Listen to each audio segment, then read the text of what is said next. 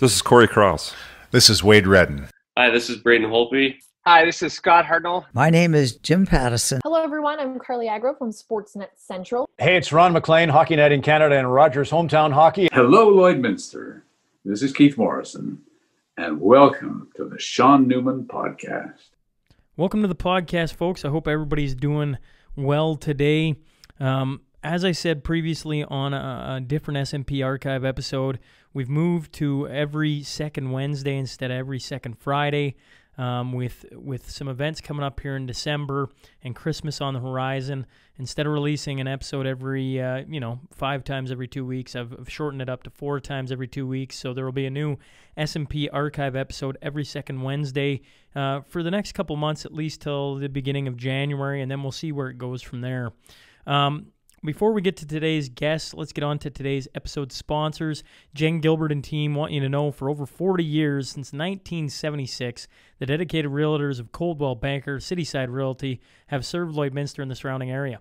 They are passionate about our community, and they pride themselves on giving back through volunteer opportunities and partnerships as often as they can.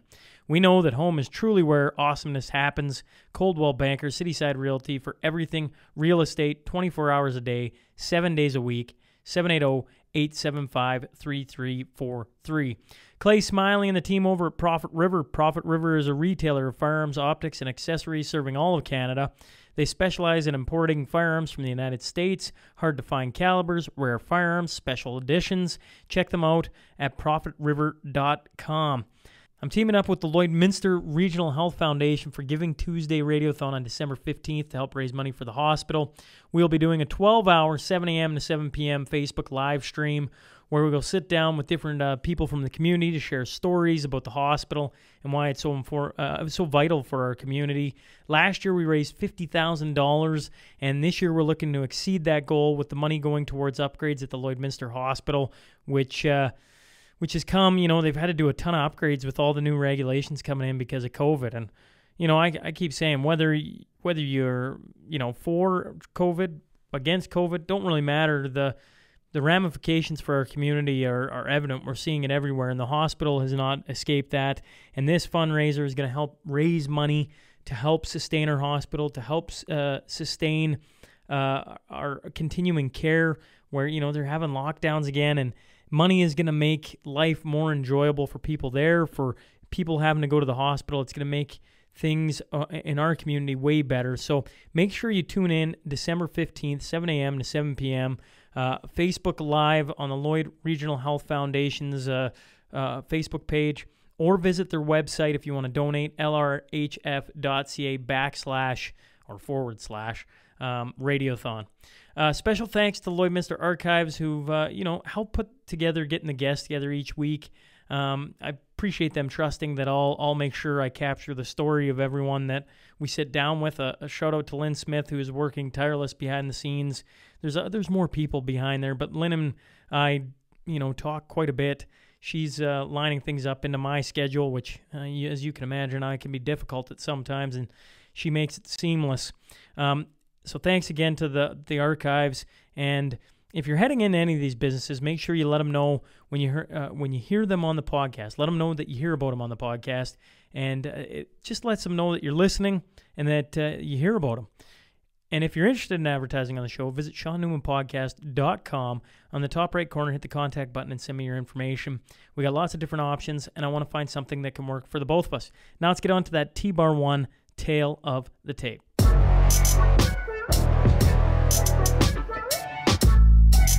Originally from Marsden, Saskatchewan, he was born in 1939. He was well known as the phys ed teacher at the Lloydminster Comprehensive High School. He coached and managed the Barons football squad and was even the league commissioner at one point. Eventually the school would name the football field after him. In hockey, he played for the Border Kings for 15 years, winning a national championship and 3 Western championships. I'm talking about Bill Armstrong. So buckle up, because here we go.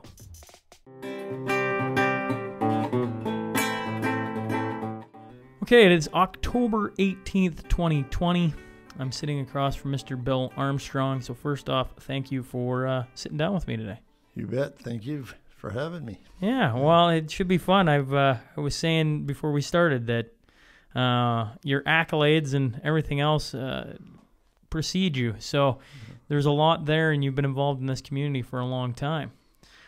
Now, you were born in 1939. So immediately my brain always goes to anyone who was born before World War II, as if in their younger years they remember anything about those years. I mean, you're awfully young at the time, but... Are you talking about war years? Yes. I certainly remember. We'd go downtown in small town of Marsden where I grew up, and there weren't candies to be had. Sugar was being rationed around the world, and I remember the day when the war was declared over, we ran for downtown just to check to see if there might be candies yet. No, I certainly do remember a lot of things. In fact, I think I can remember experiences when I was about 2 years old, which is fairly rare for a lot of people. But certainly the war, I certainly remember that, and how people were affected. I remember war heroes coming back, some of them wounded, and celebrations in the small town to honor those people when they come back to our community. As a young kid, I remember those experiences. Yeah. Did any of your family fight in the war or anything like that? I had an uncle that was killed and buried at sea, and it really is my mother's brother, and it really struck her pretty hard. I remember that, yes. But none of my brothers, and my dad was really too old to go into the services, and we were too young. So all of my uncles, of course, served, but yes. Yeah. Is there, you talk about the sugar rationing. Is there anything else that strikes you from back then? Oh, yeah. There was rations on many things, gasoline for vehicles, and, rations on many types of food in stores. I can remember, yes. Yeah. You know, we're so far removed from those days. We haven't had around this area anything even remotely similar. As a kid, did you understand it? Or now as an older man, do you look back at those days and go, gee, I was glad I was young and didn't quite understand what was going on? Well, I understand actually more later looking back, because a bit of a history person and studying, why things were the way they needed to be. I remember we all had ration books, like our families, and they had to, conserve those ration. There were little, they were like stamps, and you'd use them when you went into the store, but you used them sparingly. That's what I recall. And we never seemed to suffer for food or meals, because a lot of people were, farm people. They could raise their own chickens and eggs and milk, and that sort of thing. But certainly in cities, I think people got hit harder. Now, you grew up in Marsden. Were you on a farm, or were you right in Marsden? No, my folks ran the telephone exchange, which is no longer a thing that happens, but ran the telephone exchange. My mother was the chief operator there my dad was a telephone line construction person. And I traveled the country, got to know people from Neilburg, Marsden, and all the surrounding communities, because in those days we had the wooden telephones with dry cell batteries. And wooden telephones? Oh, yeah, the wooden telephones with a crank, Oh, yeah. Okay. Sure. And they became quite the souvenirs later when telephones changed. They got taken out. People, they're quite a souvenir of the past. I remember burning piles of them in a big bonfire, getting rid of them. Burning piles of these phones. Wooden telephones that are worth so much today. It's just like old cars that are now becoming very valuable. Yeah, absolutely. Yeah. So, that's some of the things I remember. And so, yeah, we're like the center of activity for the whole community. You know, if there were long distance, if there was fires, or if there was police reports, it all came through the central office, and we were right there.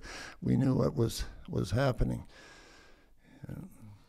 Now, did you have, back then, did you have running water? Did you have electricity? Yeah, there was running water. We ran and got pails full of it when we needed it, running water.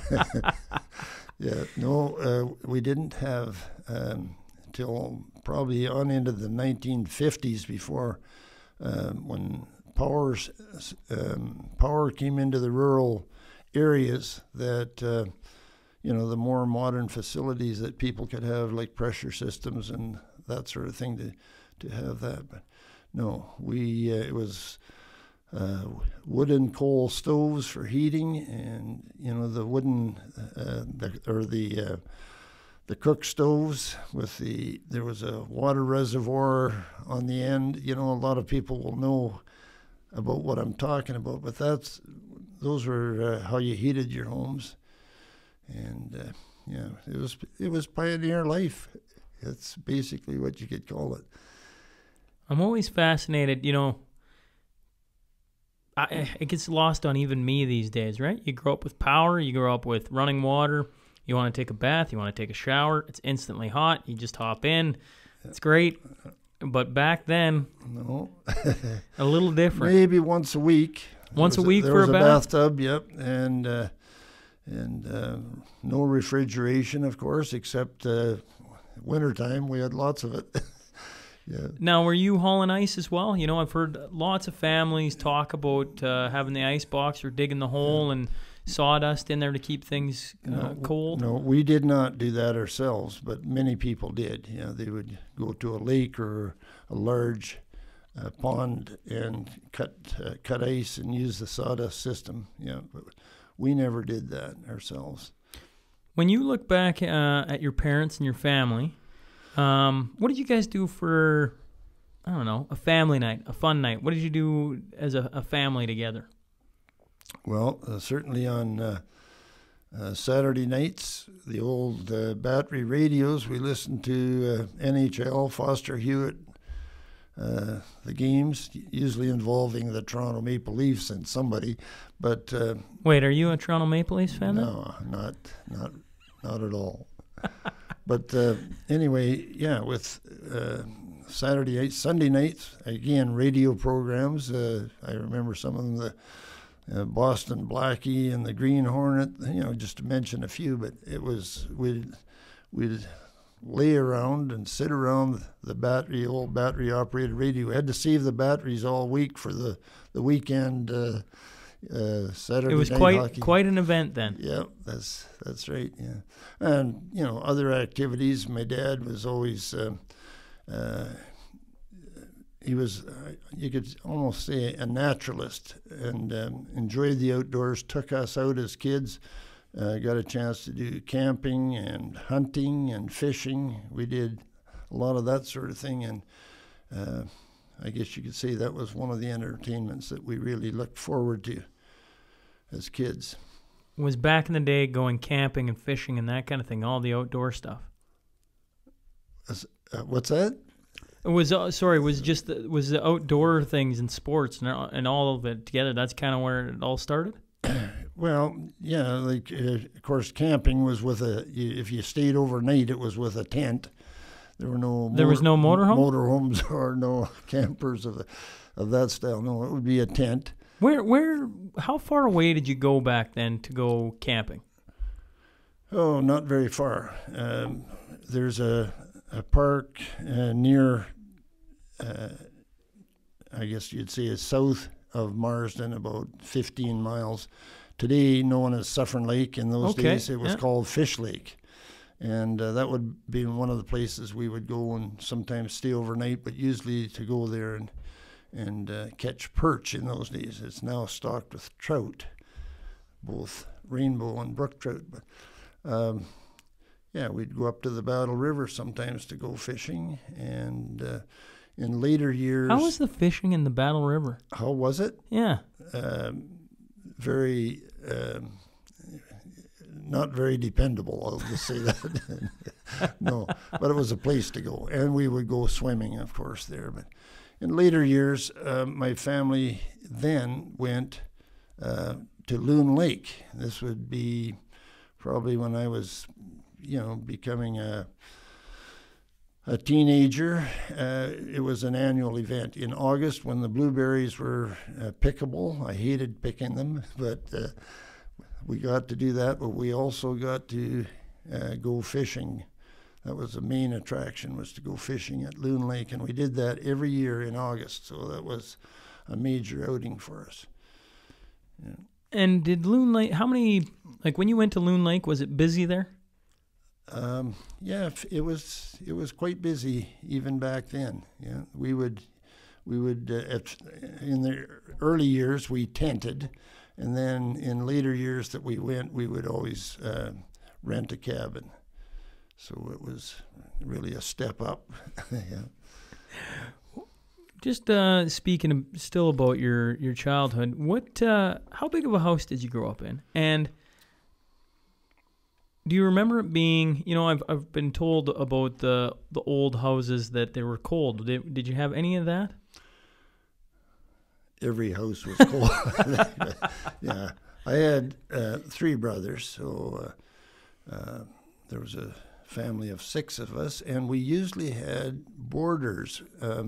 Quite a few high school girls around the outside rural areas. After grade 8 in the country schools, they needed to come into town, and my mom would, because she was busy on the switchboard, she would have some of those girls come and stay with us as more or less babysitter, housekeeper people, and while they attended high school. And then many of them got taught how to run the telephone office aspect of it, so that was another part-time job that they were able to have. So, but our house, I forget just how many bedrooms we had, but it was a fairly large the telephone operation house, and the switchboard was built right onto it. So it was, in the middle of the night, the alarm system would go if somebody had an emergency call in the night. So the phone would get answered, the telephone office would light up, I guess you could say. So, yeah. You had a busy house then. We did, yeah. Yeah, we did. How about school for you? You went to school in Marsden? Yes, actually from grade 1 to grade 12. I spent right in the elementary and the high school. It was all one school in the early days, right from 1 to 12, and then later it kind of separated out as an elementary section up to grade 8, and then 9 to 12 is another section to it. Yeah. So do you mean when it was all one school, was there multiple classes in there? Oh, certainly, yeah. How many kids back then were going to Marsden? Oh, it would only be an estimate, but there might have been, 50 or 60 kids, I would say. Okay. Yeah. So would they combine classes then? Would you have grades 1 to 4 would be probably in the elementary section. Then there'd be a grades 5 to 8, and then from there 9 to 12. Probably 3 rooms would handle and so the teacher in charge of a classroom, they were a multi-grade teacher. But then I could talk about my first experience at teaching. I became a teacher, and I had 8 grades in a one-room country school. So that's a cozy nook. That's the one. Yes. So it's a challenge for a teacher. Some of them think they have a tough job now handling a one-grade situation with, but put them into a multi-grade situation. It's doable, but the kids learn to need to be working independently. When the teacher's working with a couple of the grades, perhaps, the other people need to be able to work on their own, and it works. It has worked. How many years did you teach for, Bill?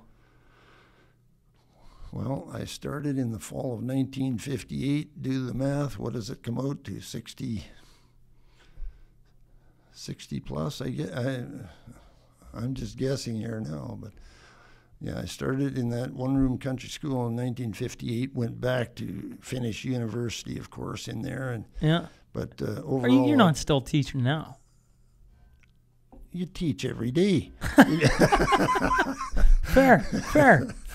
But no, I'm not teaching in a Not school. actively. You over your teaching career, where you were active in the school district, you must have saw, like, that would have been a crazy change. You know, I never really thought about it until now. Oh, absolutely. The changes you've seen in how we teach our Right students. here in Lloydminster, I think was involved, I think, for about 26 years of teaching here at Lloyd Comp. And think about the number of people that I've been exposed to, and every day,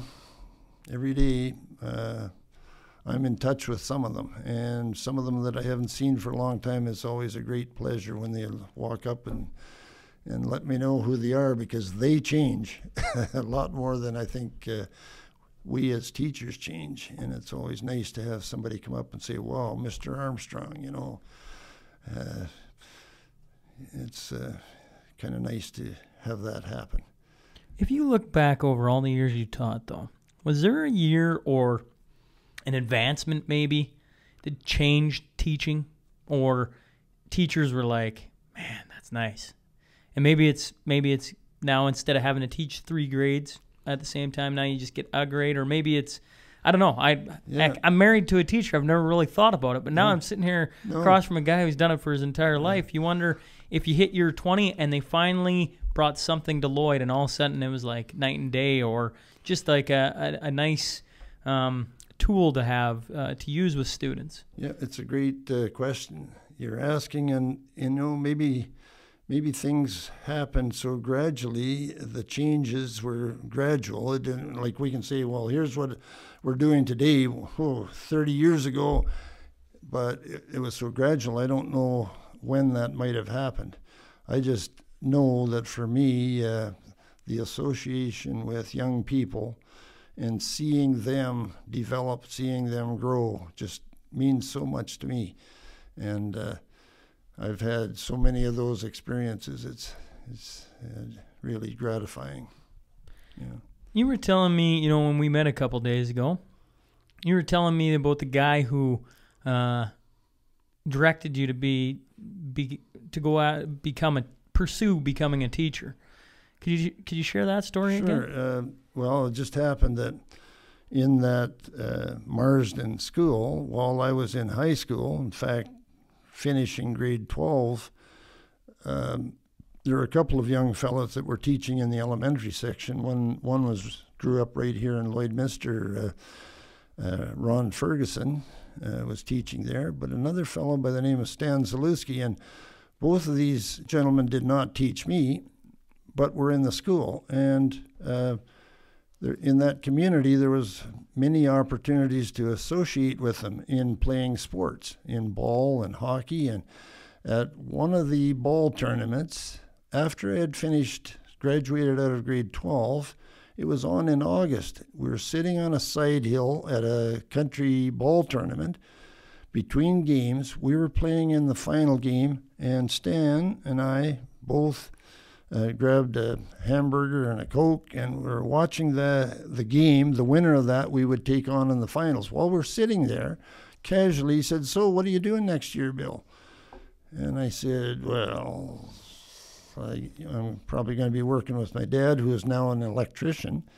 And a lot of farm wiring was happening and whatever. And as soon as I said that, he said, "Oh, I wouldn't do that if I were you." And I said, "What?" Like nobody had ever talked to me like this before. He said, "Well, you have your study skills." He said, "What you should be doing is going on to continuing your education." I said, "Well, I'm planning to do that next year." "No," he said, "if you stay here in this small town, you'll probably be here for the rest of your life. You need to go now." Well, like for me, life was pretty rosy. I was enjoying life. I went home that night and never slept. And what he had offered, he said, I'm tied up tomorrow. This was a Sunday afternoon ball game. He said, I'm tied up tomorrow. I'll come to your home on Tuesday. And I said, I wouldn't have a clue, if I was going to take further education, what I'd actually do. That's when he suggested me becoming a teacher, and I could never have imagined that. I was too shy to get up in front of a group, and I said, well, I don't think so. Well, just a minute. And then he started telling me what he has observed, that I would have worked and seen me out on the school grounds helping kids hold a bat properly so they could hit a ball, or maybe over on the hockey rink showing kids how to shoot a puck or stick handle or whatever. And I started thinking about that and thought, yeah, I really do enjoy working with kids. And anyway, that's kind of where it went from there. And before you knew it, like we're talking in a week or two, in a couple of weeks, I'd packed my bags, we'd got registered, and I was off to Teachers College in Saskatoon. And 2 weeks before that, had no such idea it was going to happen. It was shockingly happening. But I can just say that changed my life for sure, and it was not an easy one.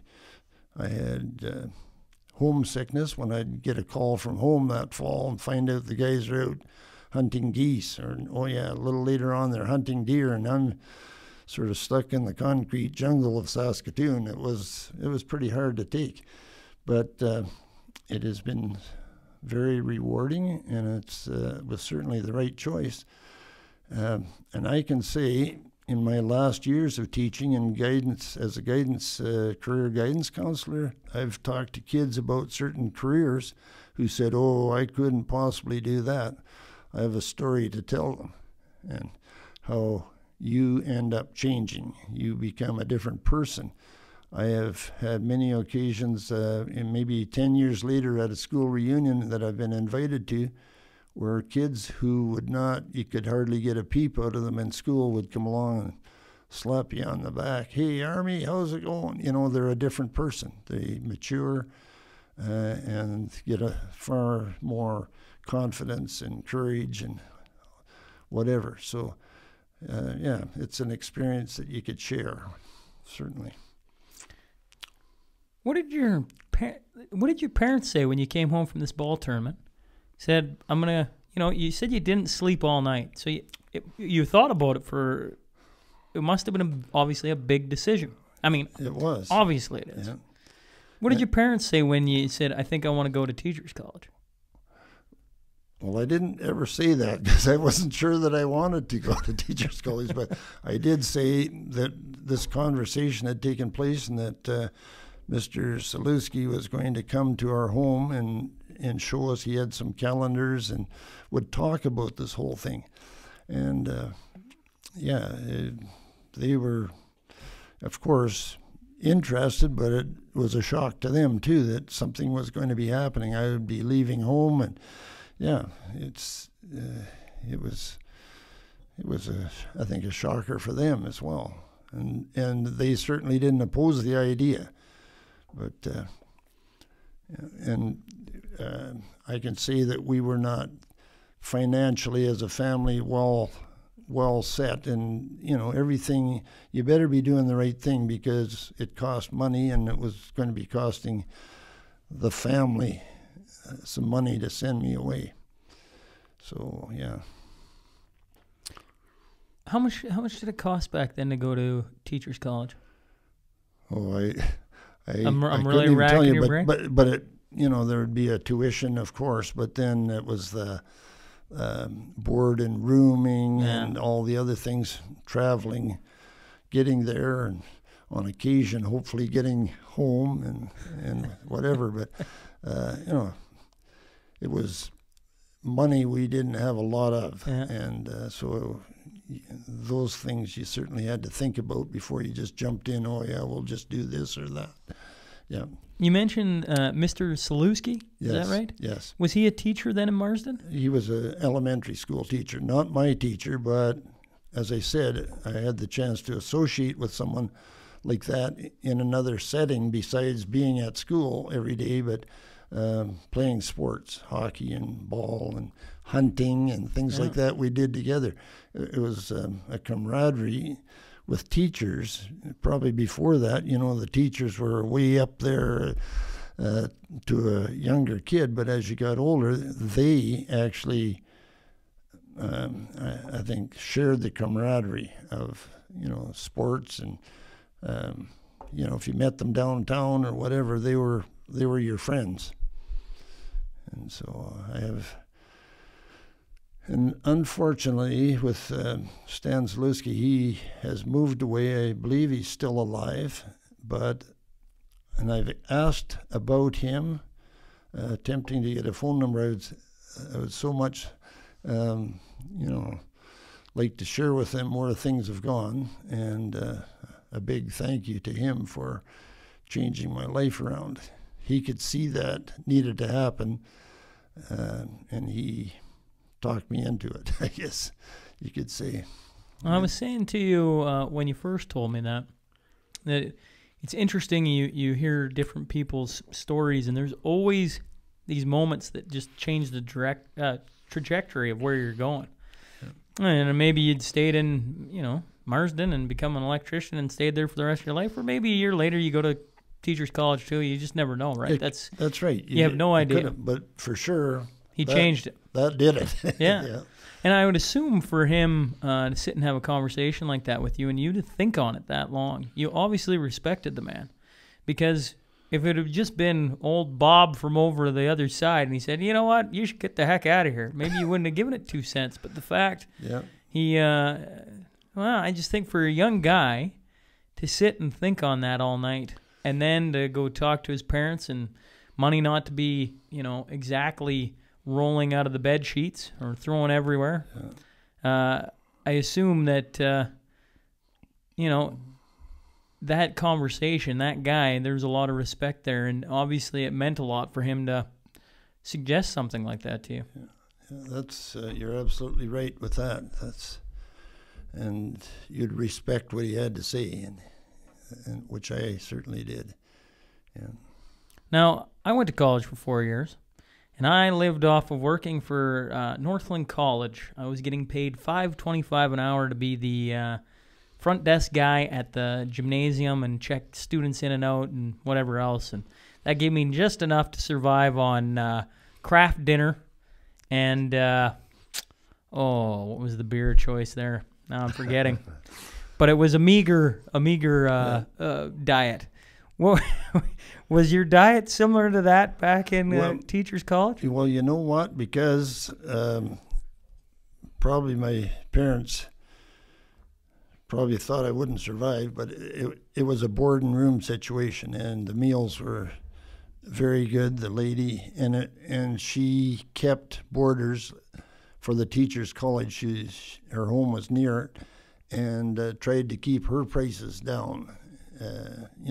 And so it was affordable, but I didn't have to prepare meals. So you were quite happy. Hear, I know all about the craft dinners. Yeah. So, well, a craft dinner, I mean, geez, you can get it for like 49 cents a box. That'll feed you, all right? Throw in a few pieces of wiener. And you got all the food groups. Right. Moving to Saskatoon back then, what was maybe the biggest thing you remember of like, wow, they got, I don't know what, but going from small town Saskatchewan to big town Saskatchewan, what was one of the things that sticks out to you back then? This might sound unbelievable in today's world, but the traffic. I would stand on a street corner and watch car after car after car, and I'm thinking about all the fuel that was burning up, all the oil in the transmissions. It's a thing kids probably wouldn't think about today, but I thought, holy, how does our world supply all these vehicles with all this? And now we've got all these debates about pipelines and oil production, and of course Lloydminster being farming and petroleum industry. That's what we're about. Anyway, that's a thought that went through my mind. the huge number of vehicles using up this fuel and the traffic. Yeah, that's one of the big things that I remember. Yeah, I don't know just what else I could say about it, but it was Saskatoon isn't looked on as a big, huge city today, but to me it was huge. Yeah. Well, Marsden to Saskatoon, that's a pretty big jump. Yeah, that's right. In my day, I went from Hillmont, Saskatchewan to, well, I guess by then I was in Lloyd, but I went and lived in Dryden, Ontario, and that was 10,000 people, just shy of. And Hillmont to that, pretty big jump too. So exactly. You know what? You can. I remember going over an overpass, under an underpass, and thinking, "Wow, they got an over and underpass. That's pretty cool." I mean, Yeah. that's not even thought of anymore these days. Though it'd be nice if Lloyd had an overpass or an underpass under that railway. That's right. They're going to hear a lot of that on the archives. Somewhere there's a city guy shaking his head at me. Now, you mentioned the Cozy Nook, teaching there for your first year. You taught there for a year? Yep. 1 year. 1 year. Yep. Did you have power there? We did have power. You did have power. Yep. There was a teachridge, which I lived in. And, yeah, we had power. And we had, I guess it was fuel oil furnace in the school. So there was the old furnace downstairs with the wooden coal. We didn't have that. Okay. There was a tank, a large tank, piped in with diesel fuel, I guess it is, or burning fuel, and the same thing in the teachridge itself. So pretty modern, actually. Yeah. And what sticks out to you about your time there for a year? You'd mentioned teaching 8 grades. Yep. I'm assuming that was a bit of a culture shock for you, a little bit of stress maybe day one? It was. When I look back on it, I can just say the kids were so able to work independently. And we did multiple grade teaching. Sometimes a grade 4 to 8 level would do a subject, but most of it, a lot of it in science and social studies and so on, was done dual grades. Like grade 7 and 8 would take the same course 1 year, and then it would flip over to another course the next year. And the grade 5 and 6 would go together, so multiple teaching situations. It was probably the most difficult year of teaching of my life because I hadn't learned to cut corners on marking papers where you could mark them right in class. I marked every one and spent hours and hours doing it.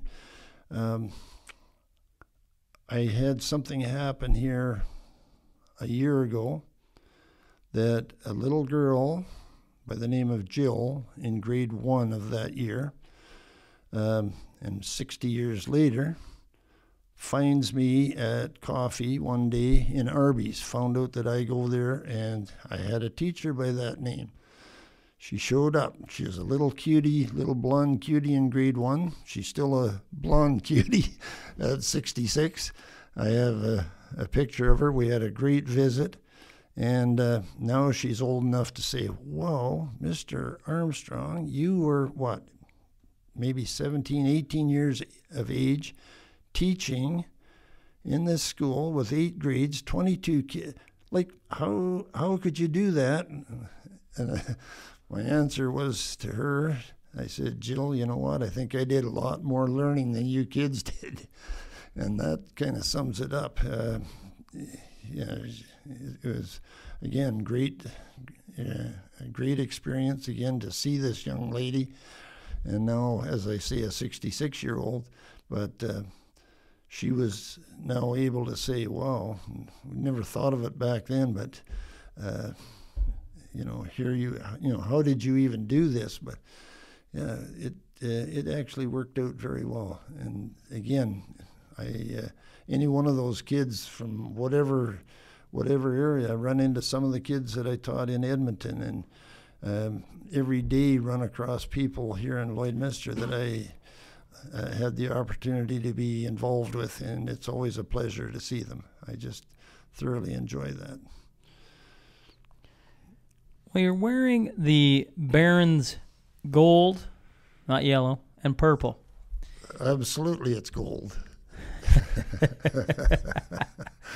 What, you were the first year of the Lloydminster Comprehensive? Or I was there in the opening, the fall opening of Lloydminster of the comp? Yeah, in 1968. That's right. So, did you work for multiple schools before you got to the comp, or was it Cozy Nook to the comp? No, from Cozy Nook, I taught for 2 years in Marshall, Saskatchewan. Okay. And then at that point went back to U of A in Edmonton to complete my education degree. And I guess on the way to that, I had some teaching experience, substitute teaching and whatever, and then taught for, what did I teach for, another 3 or 4 years. I had about 7 years of teaching experience by the time I came to Lloyd Comp. Yeah. Well, because you were living in Edmonton playing for the Border Kings. Yeah, commuted. Yeah. Wait a sec. Well, let's put a pin in the comp for a second. Let's talk about hockey. You know, staring around this room, this guy likes a little bit of hockey. I can see that, yes. You know, let's rewind the clock. Let's go back to when you were in high school. Were you playing for Marsden's hockey team, or who were you playing? Because, I mean, if there's anything people in Lloyd know about Bill Armstrong, it's your involvement, A, teaching, but B, or maybe 1A, I don't know, is your involvement in sports. I mean, you got a field named after you. You're pretty much any sport, you name it, and you've played it, coached it, chaired it, something, right? Right. So in your early years, were you playing everything in Marsden, or were different communities, or how did that work? In, I guess you could say, beginning hockey, pee-wee, whatever level up to about age 14, we played sports. Hockey, it was one of the big ones. And a town next to us, Neilburg, they were the enemy. In track and field, doesn't matter whether we're talking ball, hockey. Anyway, they were the enemy. But at about 14 or 15, they got a covered arena there in Neilburg, and the Neilburg Monarch hockey team, their senior team, I got invited. Well, my next brother in age was playing with the Neilburg Monarch hockey team, and I got invited to go. Well, that was quite an honor to move up to a game. Maybe it was just an exhibition game or a one-shot thing where they're shorthanded, but boy, to suit up with the next town, and eventually became a regular member with the Neilburg Monarchs, and playing in a league with Lashburn, Maidstone, Edam, I think, probably Battleford. Anyway, as a result of that, yeah, I got playing hockey there. But then, after going away to Teachers College and got teaching in Marshall, I was boarding with my brother and his wife in Lloydminster and commuting out to teach in Marshall. Well, that I was living in Lloydminster, in those days it was the Lloyd Chevys that my brother was playing with, and so it was a natural for me to join the Lloyd Chevys team. So that kind of got me started in Lloydminster. And then when I went away to go to university, somewhere in there the team changed the name to Border Kings. Instead of having a local GM or GM sponsorship of the Chevys, which was R.J. Arnoy's sponsored, they became more of a community-sponsored team, and they were looking for a name, and the name Lloydminster Border Kings came up. Do you remember why Border Kings was chosen? Did you ever hear this is why that was? I guess it was among the best of the names. Maybe they were even called, or some of the names suggested might have been the Lloydminster Oilers, because we had a refinery here, you know. But I think among all the names, this became, probably most people agreed, we're a border city, and it's a great name. Yeah. A great jersey too. Yeah, I mean, yes, yeah. Over the years, yeah, that's they right. weren't always as colorful as this, I can tell you, or as picturesque as this jersey, but I wore some of the old originals for sure. Yeah. So I got to go back just a hair. You mentioned Neilburg gets a covered rink. I hadn't really given it much thought. Up until that point, are you playing majority of your games outside then? I remember I was probably in about grade 9 or 10, and we had high school hockey going on, and we played a game in Maidstone. Lashburn didn't have a covered rink in those days. Neilburg didn't. We played outdoor hockey, and we got to go to Maidstone, and we were indoors. And we spent most of the game, I think, looking up at that roof. We'd never been under a roof before, and I think we got shellacked in that game. And a year later, that in high school hockey, we played there, and we shellacked them by about the same score.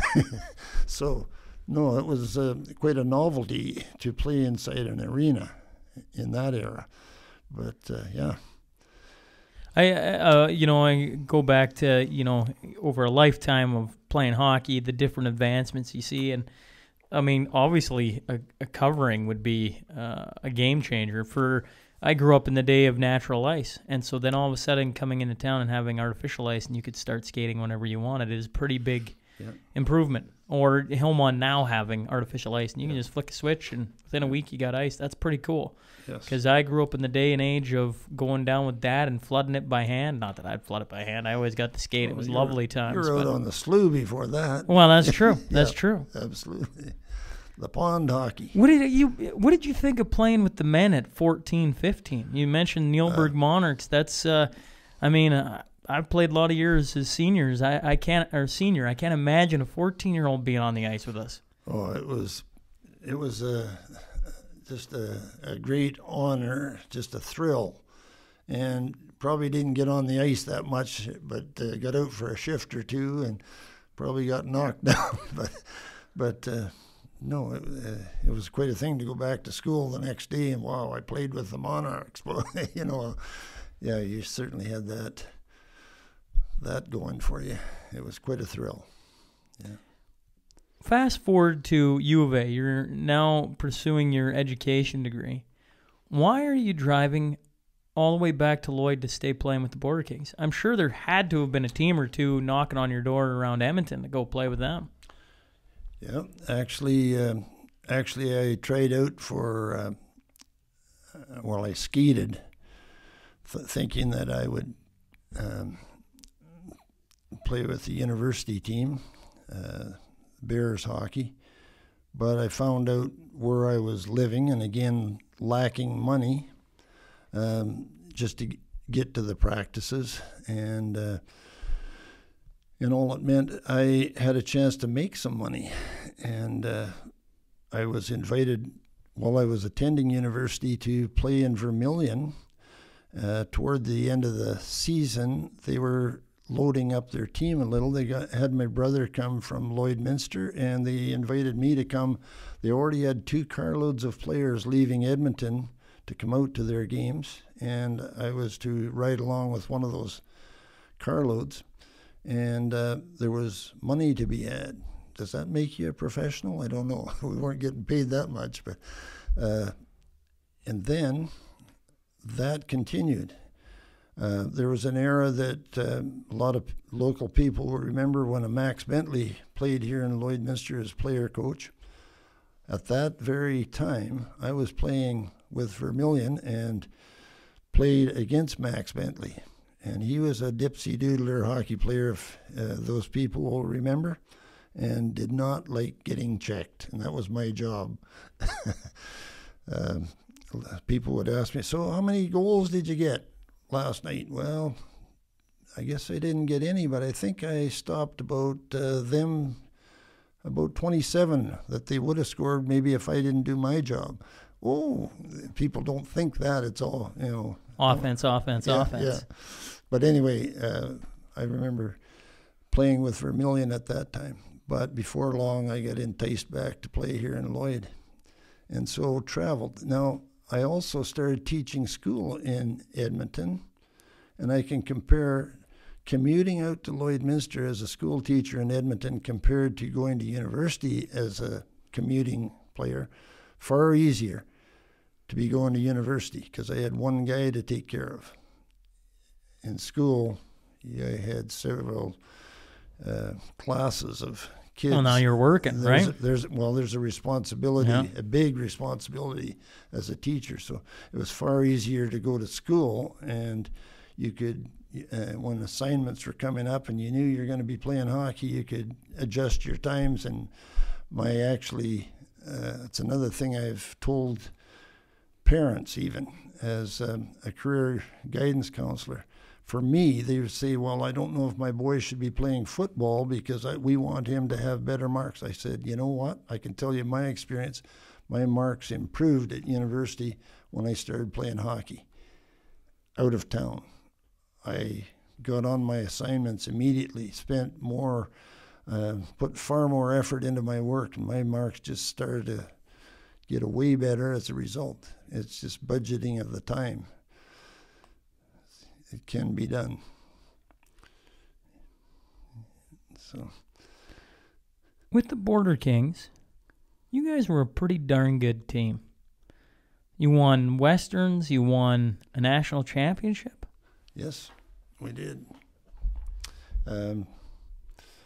I gotta be honest, I didn't realize. I thought the guys I grew up watching, I mentioned Morgan Merv on here a couple times, they've actually been on the podcast, is the first national championship to Lloyd. I thought that, but I didn't realize that you guys had done it previous. Yeah, that's what we've, I guess to play in a national championship, what had to happen, not only did you win your provincials, you then played interprovincial, like for us in Lloydminster, it's usually winning the Alberta, then we would play an Alberta BC champion. We'd have to get by a Paul River or a Quesnel or wherever, like New Westminster. In several different years, we played a lot of the teams from out there. Prince George was another one we played for interprovincial. Then we had to play a Western Canadian. And we'd have to then take on the Saskatchewan, Manitoba, and Western Ontario champion. And then to win that, then you get a chance to go on to the Nationals. And we did go into Nationals about 3 times, I believe. Winning one in 67, and I think it was 69 when we went to Latuque, Quebec, and lost there. But there were a lot of factors you could use as excuses, but they had a very good team, and they beat us 3 straight, some close games. But anyway, over those years, we did have some very good teams. One year, just as an example, one year we didn't have a league to play in. Nobody, teams around didn't want to play. We were too strong a team for them. So we had to play exhibition, and we played most of the dub teams, the Western Canada junior teams like Brandon Wheat Kings, Saskatoon Blades, Regina Pats, you name it, we played them. And we never lost a game to one of those junior teams. So we had that caliber of a team. We did lose a game to, I think it was the Edmonton, were they the Nuggets at the time? They were a senior team with quite a few pro hockey players. We did lose a game, I think 3-1 to them here. But a lot of those games were played on an exhibition game and were of a lot of interest to the fans because those teams were coming in and were advertised, and it would fill the rink. And but we did have that caliber of a team to compete. So yeah. When going back to your national championships, now is that an Allen Cup or is that just a national senior championship? We were an intermediate, AAA top intermediate level. And in those days, senior teams. What would constitute a senior team? There was Lacombe Rockets. Drumheller Miners, I think, had a senior team. Saskatoon Quakers. To give you an idea, Edmonton Monarchs were a senior team at that time, but or Edmonton Flyers were. So yeah, we were rated as but we played pretty well the same teams as they are now playing for the Allen Cup, or I'm not even sure if the Allen Cup is still operating. But well, and this year, Bill, I don't know if anything is going to happen, right? With all the shutdowns. But, and you know, when Morg and Merv Mann were playing, they had they won their first Allen Cup, and they had Bill Hunter, the famous Bill Hunter, here as guest speaker at a testimonial dinner, and he told the boys, he says, I have been involved in big-time hockey all my life. And he said, we never had a team come close to winning an Allen Cup. An Allen Cup. He says, I know what's involved. And for you to have a team and to have accomplished that, playing the teams you had to play across Canada and come back with the Allen Cup, you are certainly to be congratulated here. So I have the picture with Bill Hunter, the Allen Cup, and I think Merv is the captain of the team when they won it, and he and Bill Hunter with the Allen Cup. So it's quite an accomplishment, and our Border Kings did it twice, the Allen Cup. But in many of the teams or areas representing the areas were kind of similar to what we had to play back in our provincial and then Western and then national championships back in that day were much the same teams. I was reading that you guys played for a time in the Norlake Senior League. Is that right? Yes. I'm always fascinated by this. What is the Norlake Senior League? What teams would that involve? Well, let's see. I guess would it be similar to the Eastern Alberta? Like I'm thinking of Cold Lake, Bonnyville, St. Paul, Vegreville, Vermilion. I don't think we had Wainwright in it. No, Lloydminster. I think that would be the North. That was the team. Yeah, or that was the league. Yeah, sorry. Yeah. And what kept you playing? You played senior for 15 years. Yeah, about 15. Yes. What kept you? Like, what year did you retire from senior? Then you would have been 35, somewhere in there. Yeah, about that. Yeah. Well, let's see. Old timer hockey came into being. That's another thing. Why? At one time, we actually, I heard a talk by Ron Harris Jr. here, and he talked about it was the thing. The rinks were filled because there really wasn't anything else. We didn't have that participation movement yet. We didn't have participation hockey or old-timer hockey or whatever. But old-timer hockey came in. So we had a lot of people start to get involved in other things. And so it took away fans for senior hockey like the Border Kings. But anyway, at one time, as I say, we filled it right into the rafters. There was that kind of hockey people actually sitting in the rafters. Well, hanging from the rafters. They weren't sitting up there, but the stands were filled. Yeah. Let's just say that. And there was rivalry between towns. Everybody wanted to beat Lloydminster. Who was your big enemy back then when you were playing for the Kings? Usually Vermilion. Yeah, Vermilion. And were they the Tigers then? Yeah, Vermilion Tigers. Yeah, that's who they were, and we had some great battles, and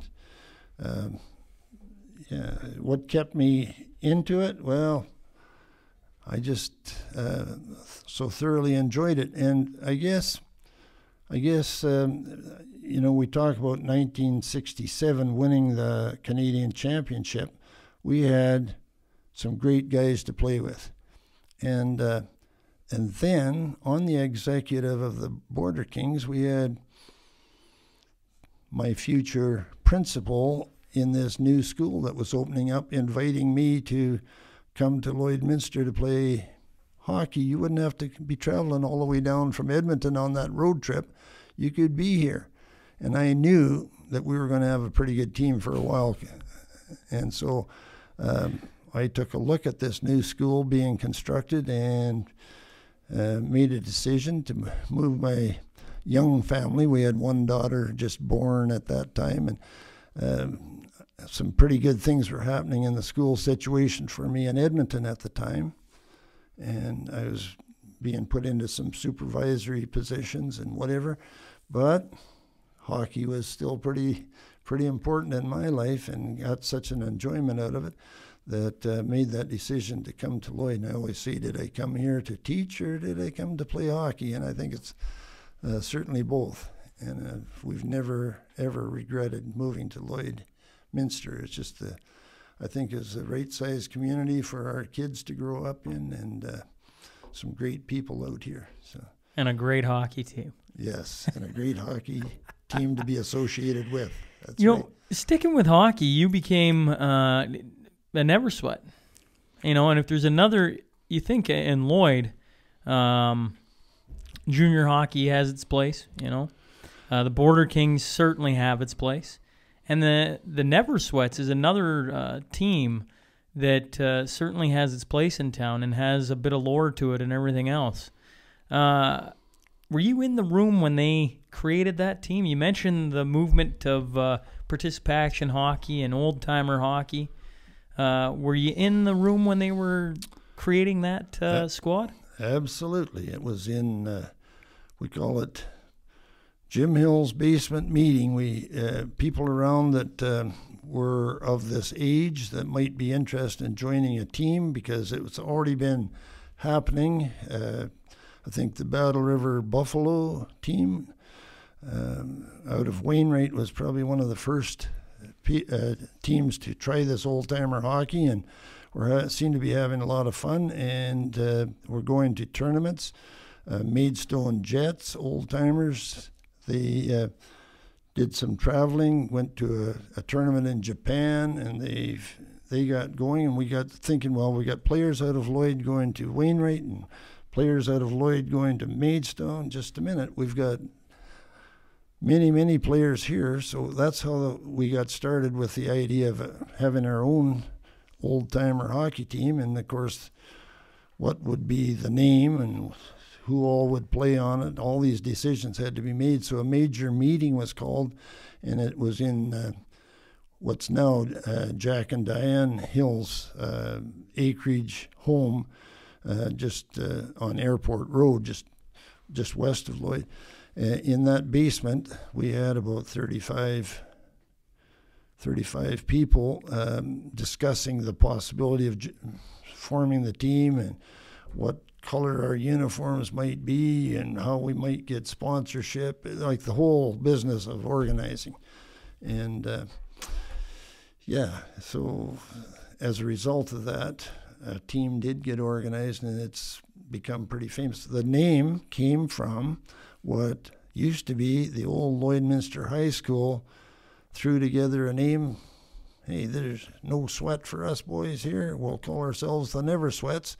Well, that name has continued on. It originated out of a high school hockey team out of Lloydminster High School. So they were the Lloydminster Never Sweats in high school hockey? Yes. I have even pictures of some of the guys, business people, older men in town. Some of them are no longer with us, that have these jerseys on, and it actually says Never Sweats on it. So, and was it the Turtle as well? No. Turtle came after. Turtle came after. Al Dornstadter actually designed that, or had the idea. We're not as fast as we used to be here, so the turtle became the emblem. That's right, and it's become almost famous. It's traveled the world. It certainly has. Yes. Well, like I say, it in Lloydminster, when you mention hockey teams, the Never Sweats, for its age group and what it does, and I think we've talked about it before, it's more than just a hockey team. It's a service group of sorts. It's a service group. I guess it's a social group, because we try to involve wives at various socials. We have a Christmas social banquet. We have a wind-up golf tournament. Usually wives and guests attend, like family members. So it's a social group. We've raised money from tournaments and, helped out with arena projects, maybe completing a dressing room or whatever. We've tried to donate to those kinds of causes. So it's been a service club as well as I guess in any of this kind of hockey, what goes on in the dressing room is very enjoyable. It's just a very fun group. It's like going to a coffee group at one of the local establishments. It's not always truths that get told here, but lots of lies, I guess, but just a fun time. It's a social outing as well as the fun on the ice. Well, I can't speak for all sports, but I can speak for hockey. When guys retire or move away or, are finished with their career, whether that's at 18 or whether that's at 40, the thing guys miss the most, obviously the camaraderie, the compete, sure. But the dressing room is number one. Sitting around after a hard-fought game or whatever and cracking a cold one and having a BS and just enjoying. There's something in that room that is just enjoyable. I don't know how it's going with this COVID-19 here, but I'm hearing that players aren't supposed to be in the dressing room a very limited time before, and you've got to be out so many minutes after, and I'm not even sure if they're allowing showering or whatever, but if that's all the case, I think it would take a lot away from the sociability that can be had. That's absolutely right. Well, the playing of it is fun. I've actually gone through the hoops of the COVID-19 guidelines. So in the beginning, it was 10 minutes before, 10 minutes after, no showers. And two of the guys who came, because you're only allowed so many in the dressing room, had to come in their equipment. So it was like back to when I was like 5 years old, showing up in my equipment and riding home in my equipment, but whatever. Still got on the ice, still had some fun. Now it's 20 minutes before, 20 minutes after, and then you're allowed to shower. So they're just opening it up a little bit. That's right. But good. Yeah, I mean, the dressing room, that's, for those who've never got to experience, I really, that's what you get enticed by. You get in there, and the dressing room is just such a fun place to be. When you finally say you're retiring from, that's the hardest part that you're going to miss, is that the fun time in the dressing room with all the guys. That's for sure. Yeah. Well, let's talk about Barons football for a little bit, because you have a field named after you. You've been president of that league, coach of that team. You've won I don't know how many championships. What was it? I don't know, and maybe I missed this. Did you grow up playing football? Not at all. Okay. No, not at all. In the small town, of course, we did not have gymnasiums, so we didn't have the gymnasium sports. It was outdoor sports, but we had no equipment, tackle, football, or whatever. We did play a form of football with tackle. It was called smear. We kept that school grounds in Marsden padded down all winter. There was, and we played every recess before school, through the noon hour, and but we never did have organized tackle football. And it wasn't until I was in university that I took a football course that I really, got more involved in the knowledge of the game. When I accepted the challenge of coming to Lloydminster, I didn't realize that I was going to become a football coach. And I said, yes, I would certainly take on this position in this new school. And Hugh Morrell, who was vice principal and in charge of athletics, when we first met, after I'd accepted this position, he said, okay, you're going to be head football coach. He started listing all the things I'd be coaching and attending meetings and all the things. I thought, oh my goodness, what did I get myself into here? But what I didn't know about football, I guess I had the experience of playing sports, and I knew what it would take to be a winner. And I fortunately had other people who knew the game pretty well. Like I can mention Ross Richards was at the time assistant coach. I like to think of us as co-coaches. That's the way I like to operate.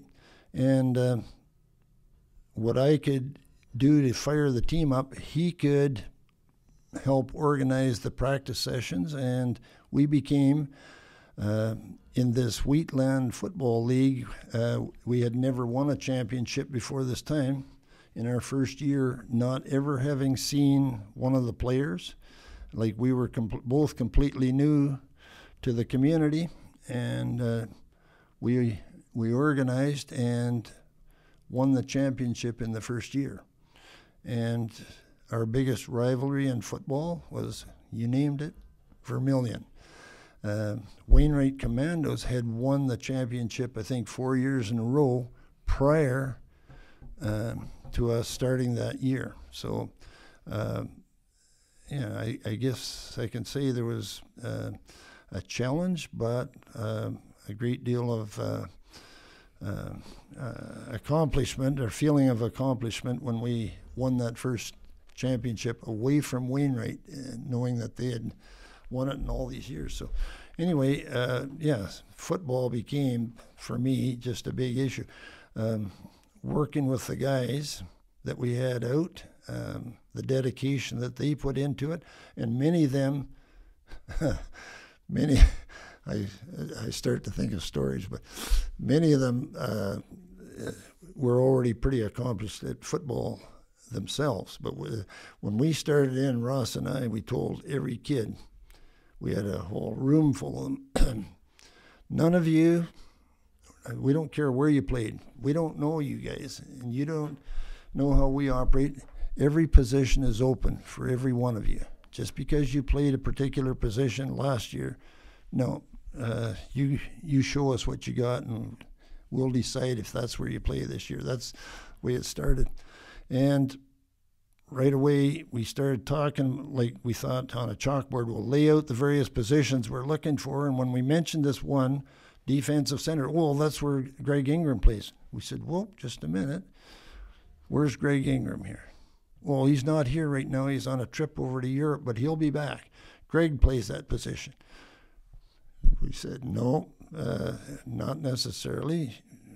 We have to see Greg Ingram and see him, what he can show us, and we'll decide. And then on the practice field, the same thing. We're, all right, now you saw it on the chalkboard. We'll set you guys in these positions. Here's what we're looking for. If you think you can play this position, then you show us what you get. Well, Greg, that's where Greg Ingram plays. Well, we said, no, Greg Ingram's not here. And he's not, he doesn't have this. Well, it turned out about a week later, there's a knock at my door on Monday morning. I open the door, and I see this huge hand come in the door. And then I start looking up at this huge guy with a smile, and he says, Coach Armstrong, I'm Greg Ingram. And I says, you're on the team. You can play anywhere you want. So that's a little story. He was just a huge, we call it, in the league, he was known as Tiny. He could reach out both sides, cover everything on that line. Nobody got by Greg Ingram. Yeah. I gotta make sure I'm hearing this correct, Bill. You're telling me you never played the game. You took one class in college, university. Yep. And then you get given the head coach, co-coach job. And you win the championship your first year. What did you guys do that first year? Because, I mean, I know I'm not saying you hadn't seen football played. Obviously, we've all, you're mentioning you played football every day out at school in Marsden. But, I mean, you start, like, did you just have so much talent that you guys won? Or did you guys implement certain things? Or was it a huge learning curve? That's a pretty cool story to go from never winning anything. You come your first year, but you're not football guys.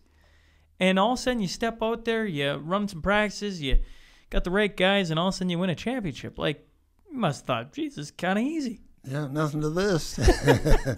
Well, yeah, as I say, I give my fellow coaches that knew the designing of plays. I have to give them a lot of credit. I think that I had the ability to psych the boys, I guess you could say, into what it would take to win, and what was necessary from them day to day. We worked on this till we got into our first game, and I think those guys bought into it. I think they were convinced that what needed to happen. We had to get ourselves into condition, and you didn't allow yourself to be beat in any position. And I think I had the ability to get those ideas across before when we got suited up and were ready to step out on that field. They'd have gone through a brick wall, I think, if they needed to. They were ready to go. And I think that had quite a bit to do with it. I'm sure that first year, that championship means a lot to you, because, I mean, the first one, stepping into a new school, coaching football for the first time. Out of the handful you guys did end up winning in your tenure, was there one that sticks out that you go like, man, that was a fun year, that was a fun group of guys, or were they all just fun groups of guys? Yeah,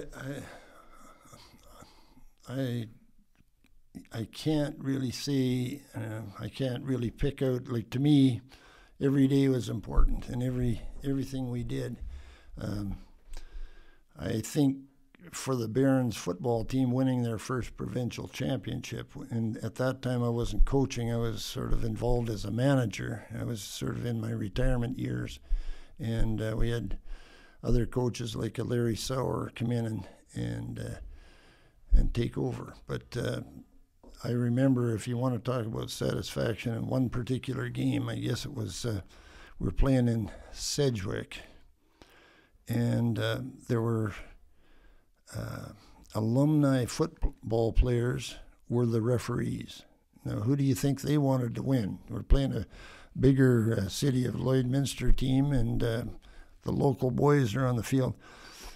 At halftime, we were down 17-1, and Larry Sauer was in his first year of coaching, and I told Larry, you might be taking over the team because I can't handle what's going on the field, and I'm going to let them know right now. The halftime whistle had blown, and they kind of gathered at center field. And what was happening, every call that was being made was against us, and they were allowing their offensive players to tackle our defensive guys. Like, there was stuff going on that was just absolutely unbelievable. And I kind of let them know about it. I didn't get thrown out of the game. Hugh Morrell was an assistant official. He did a lot of officiating. After this incident, I asked him back in Lloyd, I said, would you have thrown me out of the game for some of the things I had to say to the official? He says, absolutely. But anyway, the rest of the game was officiated on a more, they started to realize that, I guess we aren't calling it fairly. So we were down 17-1. We won that game 27-17. They never got another point, and we were allowed to play football in the second half. And I think that was a pretty satisfactory win for us. I know hockey holds a special place in your heart. Obviously, you moved to town, and that was a big chunk of it. And you played all over the world with, whether it was the Border Kings or the Never Sweats and so on. What was it about football that drew you in and kept you in there? Because, I mean, you go on to be the president of the league and everything else. What was it about football that you enjoyed so much? Well, having never played the sport myself, I got to realize that this particular sport is a real developer of young men. It was a tough sport. it was almost, you could almost say, grueling to stay with the practice program. And I always say this for kids who may not be successful as a team, they may lose, whatever it is. But the fact that you went out there and tried says something about your character. And certainly in football, I saw that to stay with the rigorous practice programs that were necessary to be in shape, and then to handle the tough going. Just recently, I talked to a young fellow, well, he's an older gentleman now, who said, he was a scrawny little guy, we had a thing in football called the gauntlet, running the gauntlet, where the other guys all had blocking pads, and of course you're suited up with all your equipment, but you had to run through there, and everybody took shots at you. And he said, I came out the other end. He says, I just had her. And then Coach Sauer says to me, now, if that was tough going, it's going to be twice as tough when you get in the game. So get ready to go through there again, you know. So it was like that. It was grueling.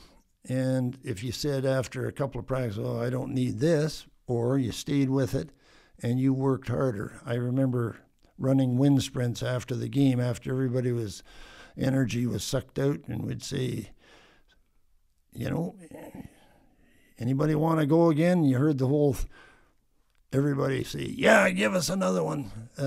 You knew you're on the right track. That's when we'd say, okay, hit the showers, you know.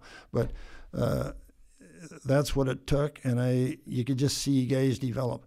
And in later years, that's another story, as a bus driver, traveling with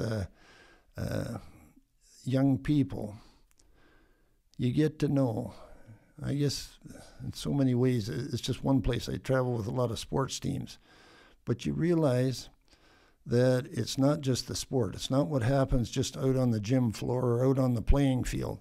It's everything else that there's the opportunity for young people to learn, and that's to be young ladies and young gentlemen in that sport, and to be courteous and polite and cooperative wherever, going into dining places as a team, or into hotels for overnight lodging, wherever.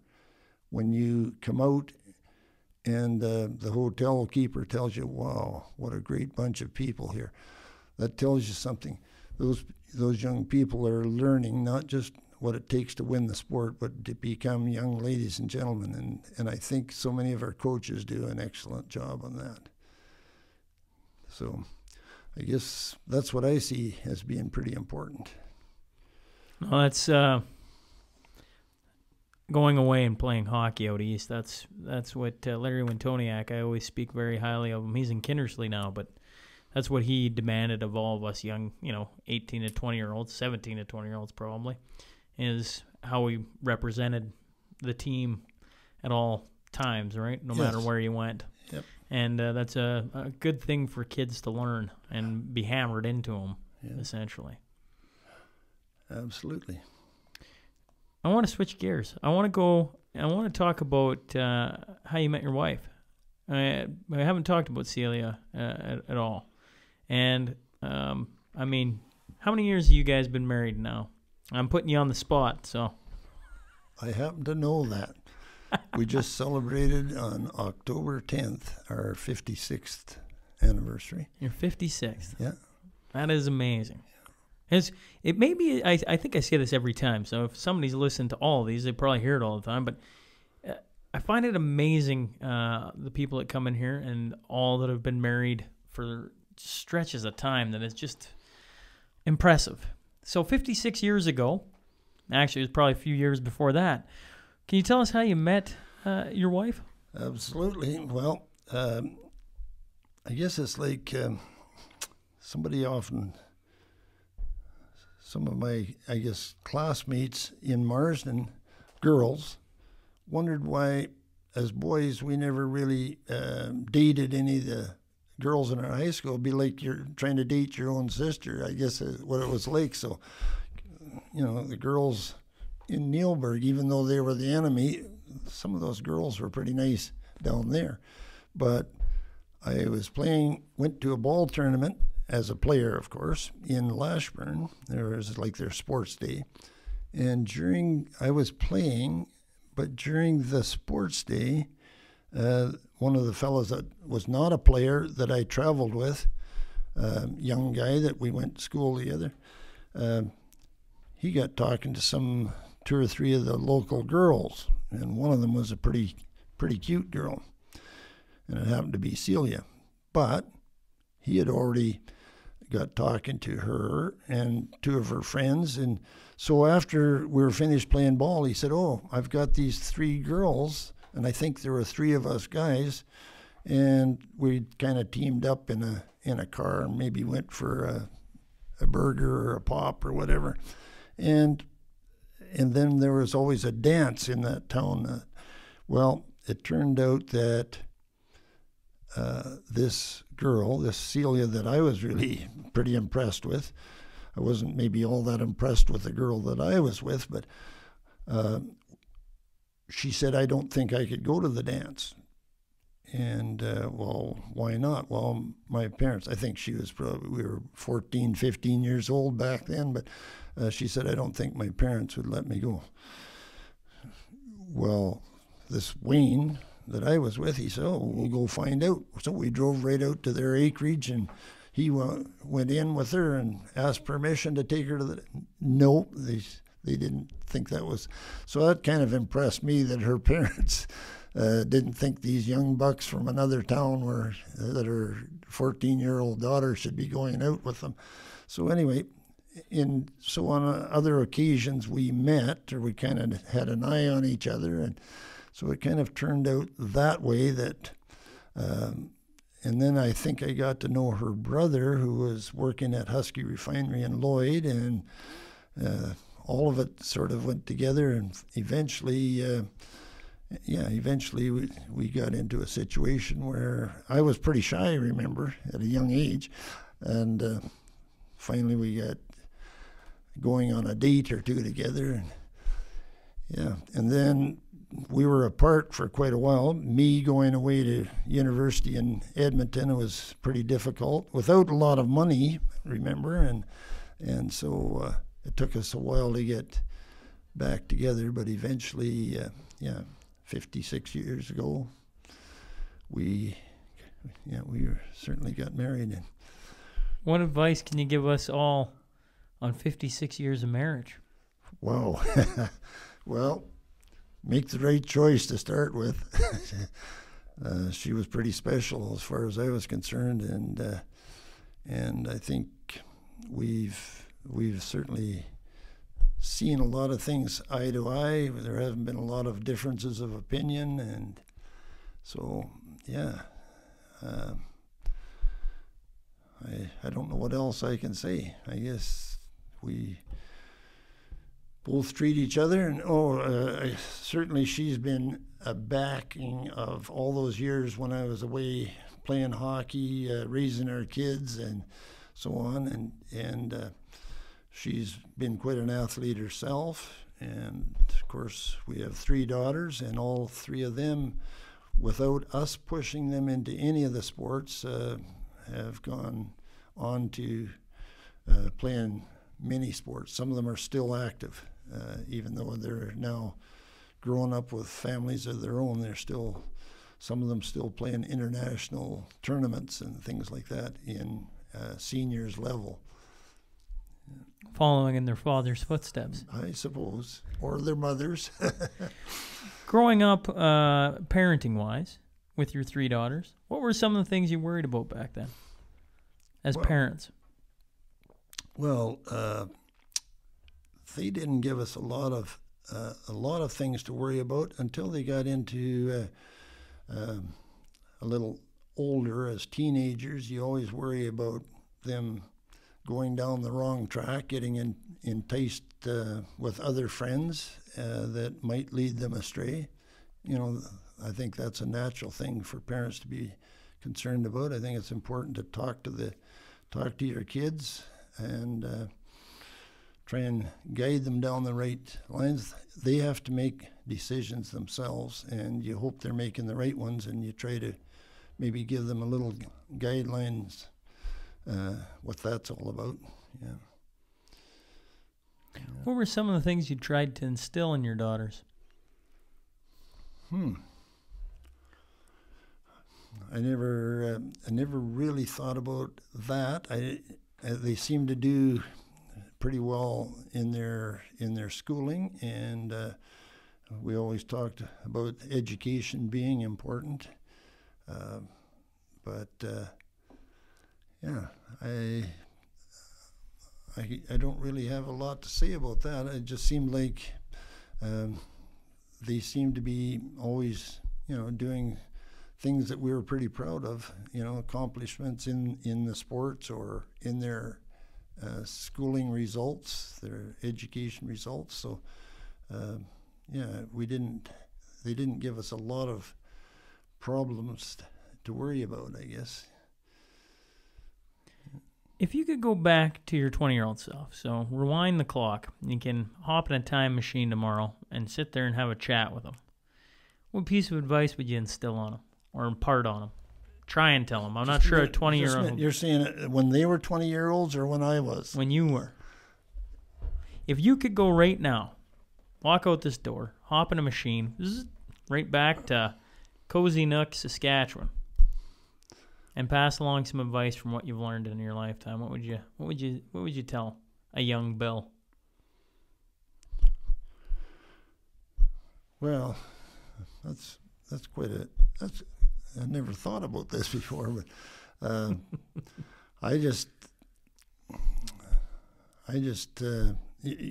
who am I giving this advice to? Anybody? To your younger self. Oh. Well, I don't have a lot of, I don't think I've got a lot of advice. I know from the time I guess I was talked into becoming a teacher, I just know that what has made me happy and probably satisfied is being able to help young people. If it's a difficulty they're having in a school situation, what can I do to help? And that's when I graduated or retired, let's say, from teaching to becoming a bus driver. I got talked into that. You started all these programs in, coaching, and you've got wilderness campouts, and you've got canoe trips you've organized. Now we need a driver for all that. I said I would try that for a year. But when I decided to do that, people said,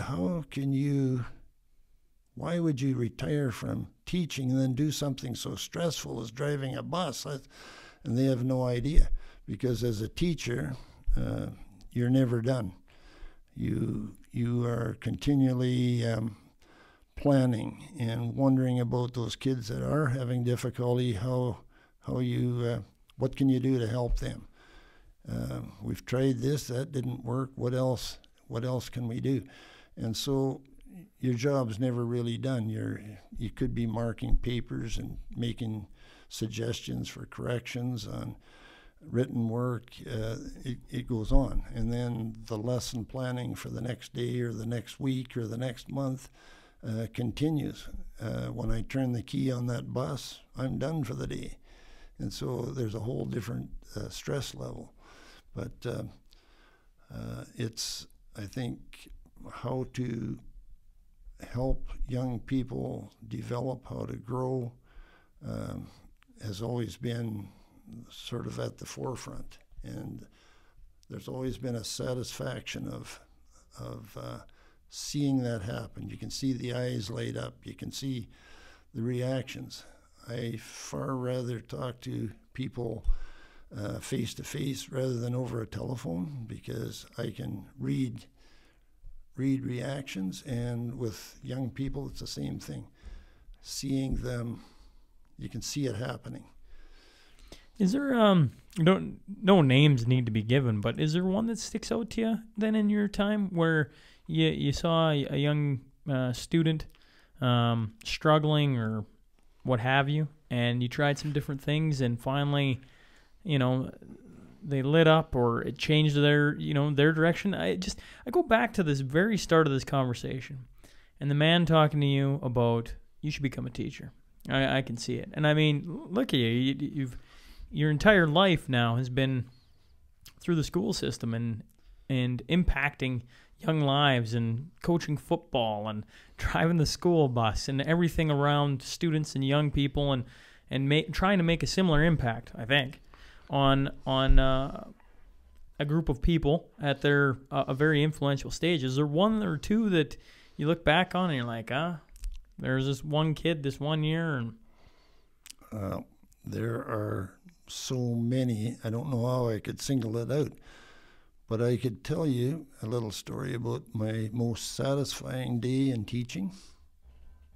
If you could ever pick a day, it was I told you about attending university in Edmonton, and actually, it's kind of an unbelievable thing, but I actually wanted to get back out teaching as quickly as I could. I ended up taking 2 years of university in one by doing a regular year, taken intersession, 2 summer school courses, and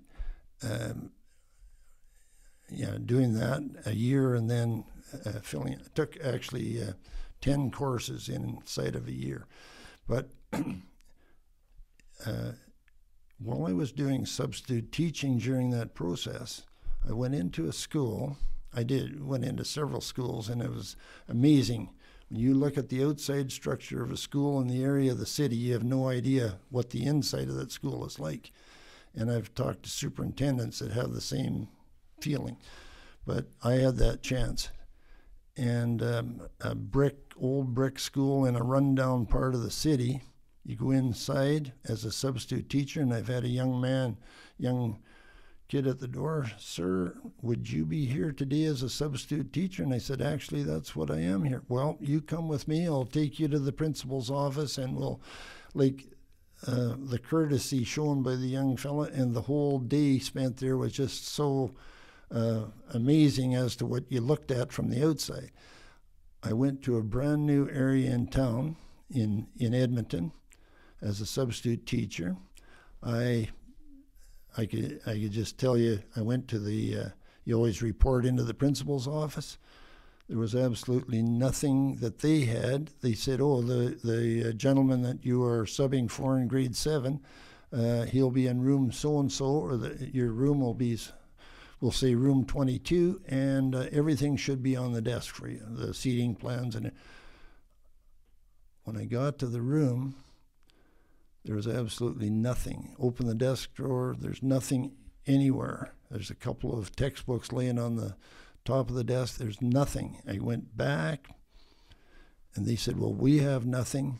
You are just going to have to wing it." So I went back in a grade 7 class.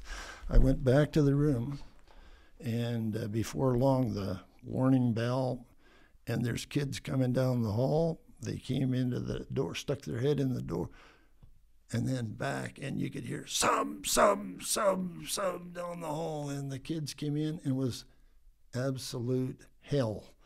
There was stuff getting thrown, there was people being pushed, there were unbelievable behavior. And when they all got in, I started to talk, to introduce myself. I had my name written up on the chalkboard already, and I tried to you couldn't even get a word in. There was stuff going on. And I got absolutely nothing to go on. So where do we go from here? I'd never done this before in my life. I picked up a book on the desk and slammed it on the desk and went off like a rifle shot. There's an absolute dead silence went over the room. A little girl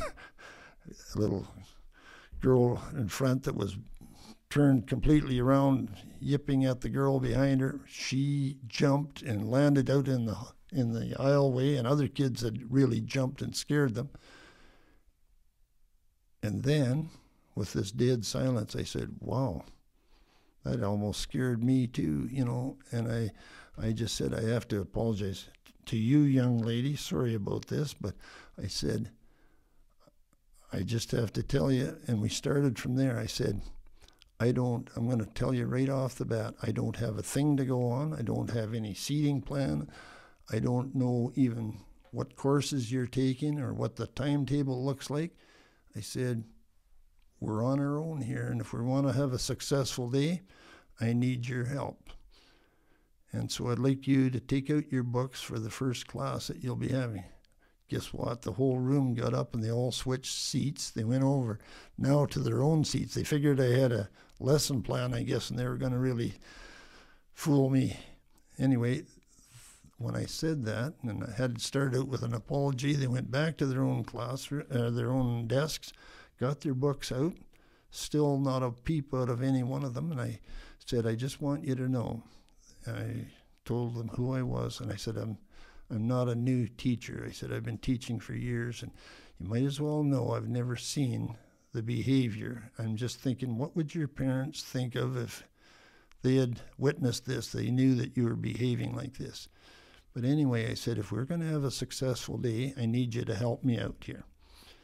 So I don't know who you are, and maybe we can get along without that. I need to know if there's anybody absent. And they said, oh, yeah, there was one kid. I think they knew that wasn't there, so they were cooperative. I had to send that down to the office.